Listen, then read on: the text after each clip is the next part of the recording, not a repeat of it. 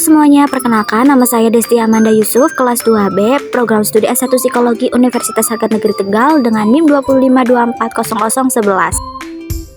Video kali ini dibuat untuk memenuhi UAS mata kuliah teori kepribadian yang diampu oleh Bapak Ahmad Fadil MPSI. Dalam video ini saya akan membahas salah satu tokoh dalam psikologi, yaitu Julian Rotter, yang mengembangkan social learning theory atau teori belajar sosial.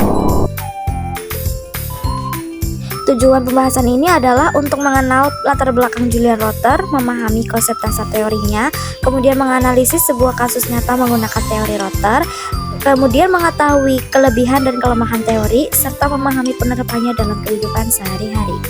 Kalian pernah dengar gak sih Kak Jerome Pauline itu siapa?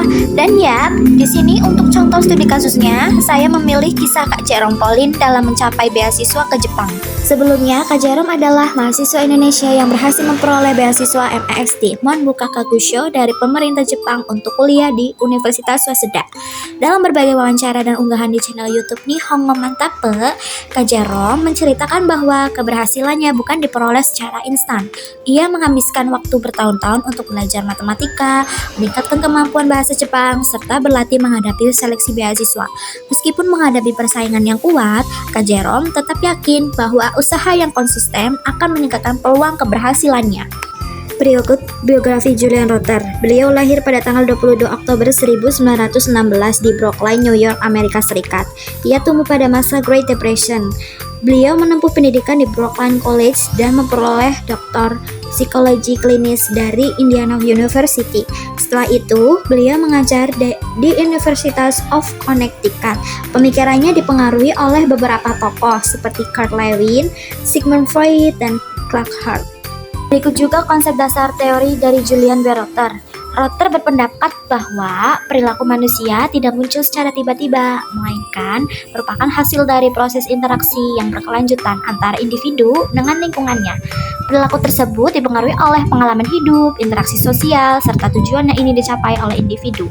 Dengan demikian, dapat disimpulkan bahwa perilaku manusia pada dasarnya ditentukan oleh dua hal utama, yaitu harapan, ekspektansi, berhasil terhadap seberapa penting hasil atau nilai tersebut bagi individu, serta locus of control, siapa yang mengendalikan individu tersebut.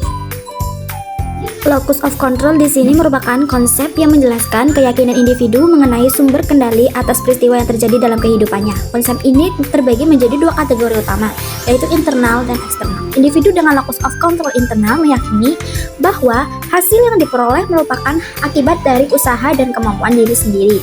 Sebaliknya, individu dengan locus of control eksternal meyakini bahwa hasil tersebut dipengaruhi oleh faktor luar dirinya, seperti nasib, keberuntungan, dan kekuatan orang lain. Locus of control internal, individu dengan internal locus of control memiliki keyakinan bahwa keberhasilan maupun kegagalan merupakan hasil dari usaha yang dilakukan. Mereka cenderung bersikap mandiri, bertanggung jawab, dan memiliki motivasi yang tinggi dalam mencapai tujuan. Individu dengan tipe ini juga lebih berani dalam mengambil keputusan, serta mampu melakukan evaluasi diri ketika menghadapi kegagalan. Kurangnya, individu adalah dapat mengalami tekanan atau stres yang tinggi karena cenderung menyalahkan diri sendiri atas kegagalan tersebut.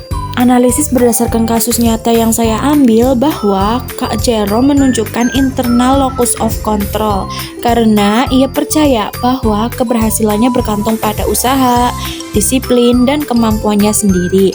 Saat mengalami kesulitan, ia tidak menyalahkan keadaan atau keberuntungan, tetapi memilih memperbaiki strategi belajarnya. Menurut Rotter, individu dengan external locus of control cenderung meyakini bahwa peristiwa dalam hidupnya dipengaruhi oleh faktor eksternal seperti keberuntungan, nasib, atau kekuasaan orang lain. Sikap ini menyebabkan individu tersebut menjadi kurang inisiatif, lebih pasif, dan mudah menyerah. Mereka juga cenderung menyalahkan keadaan di luar diri sebagai penyebab dari kegagalan yang dialami. Tapi kelebihan individu tersebut memiliki kemampuan untuk menerima keadaan yang tidak dapat dikendalikan, sehingga individu tersebut menjadi lebih tenang. Analisis berdasarkan kasus yang saya ambil, meski Kak Jerome memiliki internal locus of control yang lebih dominan, ada beberapa kemungkinan faktor yang dapat berpengaruh pada hasilnya, seperti persaingan dengan ribuan pelamar lain, kemudian keputusan akhir berada di tangan tim seleksi beasiswa MAXT, lalu kota peserta beasiswa yang terbatas, serta kondisi saat ujian dan proses wawancara yang berada di luar kendali Kak Jerome. Namun, Kak Jerome tidak menjadikan faktor tersebut sebagai alasan untuk menyerah. Beliau menyadari adanya faktor eksternal, tetapi tetap memfokuskan diri pada hal-hal yang bisa beliau kendalikan. Dalam teori Rotter, selain locus of control, terdapat ekspektansi juga, yaitu keyakinan individu mengenai kemungkinan keberhasilan dari suatu tindakan. Rotter membedakan ekspektasi menjadi dua jenis, yaitu ekspektasi umum yang terbentuk dari pengalaman hidup, serta ekspektasi khusus yang berkaitan dengan situasi tertentu. Semakin tinggi tingkat keyakinan individu terhadap keberhasilan, maka semakin besar pula usaha yang akan dilakukan oleh individu tersebut. Ekspektasi umum adalah keyakinan yang terbentuk dari pengalaman hidup secara umum.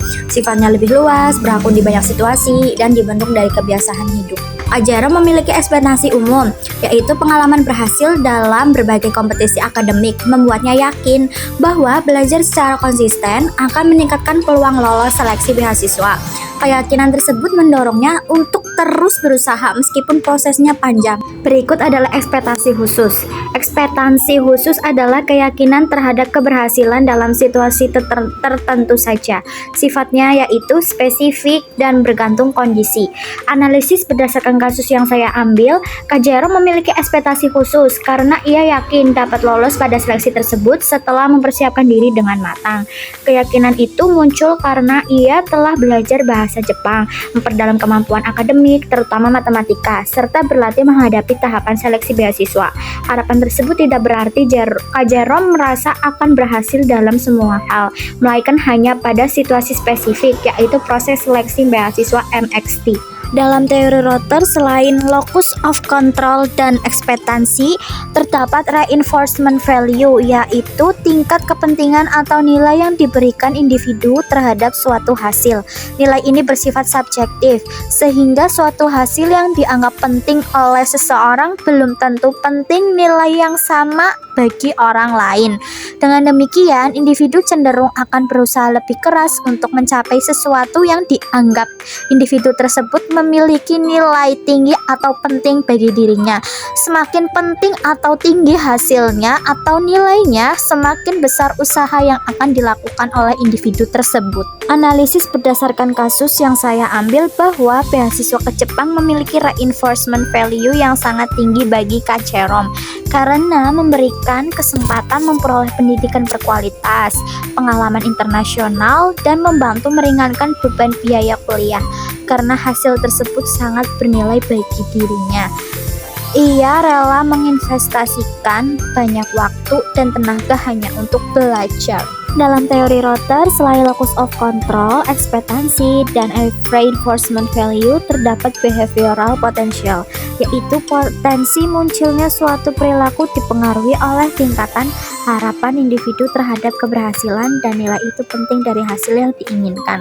Analisis berdasarkan kasus yang saya ambil bahwa Kak Jerome memiliki kombinasi antara ekspektasi yang tinggi dan reinforcement value yang tinggi, menghasilkan behavior potensial yang besar. Hal itu terlihat dari perilaku Kak Jerome yang rajin belajar, mengikuti berbagai kompetisi, meningkatkan kemampuan bahasa Jepang, dan mempersiapkan diri secara maksimal, hingga akhirnya berhasil memperoleh beasiswa tersebut. Berikut adalah kelebihan dan kekurangan dalam teori Julian Rotter. Kelebihannya yaitu mudah diterapkan dalam kehidupan sehari-hari karena menjelaskan perilaku berdasarkan pengalaman dan lingkungan. Kemudian ada memperhatikan faktor kognitif seperti harapan atau ekspektasi dan cara berpikir individu bukan hanya perilaku yang tampak. Kemudian ada menjelaskan perbedaan perilaku setiap orang karena setiap individu memiliki pengalaman dan nilai penguatan atau reinforcement value yang berbeda-beda. Terdapat pula kekurangan dari teori Julian Rotter, yaitu kurang memperhatikan faktor biologis seperti genetik atau sistem saraf otak. dan sulit mengukur konsep seperti ekspektasi dan reinforcement value karena bersifat subjektif, sulit diukur secara empiris. Dan kemudian tidak semua perilaku dapat dijelaskan hanya oleh pengalaman dan lingkungan saja, karena emosi atau kondisi tertentu juga berpengaruh. Berikut adalah contoh implikasi dalam dunia kerja, yaitu karyawannya yakin kerja keras akan menghasilkan promosi, akan bekerja lebih disiplin dan meningkatkan keterampilannya. Seseorang tersebut mempunyai ekspektasi yang tinggi, reinforcement value berupa promosi dianggap penting bagi individu tersebut, dan seseorang tersebut memiliki locus of control internal yang tinggi. Namun sebaliknya, jika karyawan merasa promosi hanya bergantung pada kedekatan dengan atasan, motivasi kerjanya dapat menurun. Seseorang tersebut memiliki external locus of control yang lebih dominan, serta ekspektasi yang rendah dan reinforcement value tidak ada. Berikut adalah kesimpulan dari pemaparan teori Julian Rotter. Teori yang dikemukakan oleh Julian Rotter menegaskan bahwa perilaku manusia merupakan hasil dari interaksi antara harapan dan nilai terhadap suatu hasil. Selain itu, konsep locus of control menunjukkan bahwa individu memiliki keyakinan yang berbeda mengenai kendali atas kehidupannya. Pemahaman terhadap konsep ini diharapkan dapat membantu individu dalam mengembangkan sikap yang lebih aktif, bertanggung jawab, serta mampu mengelola kehidupannya secara lebih baik lagi. Sekian pemaparan teori Julian Rotter dalam video ini. Semoga pemaparan ini dapat memberikan pemahaman bahwa setiap orang memiliki cara pandang yang berbeda terhadap keberhasilan dan kegagalan. Dengan menumbuhkan internal locus of control yang seimbang serta mengekspektasi yang positif, kita semua akan lebih termotivasi untuk berkembang, menghadapi tantangan, dan mencapai tujuan hidup masing-masing. Berikut ini adalah sumber-sumbernya.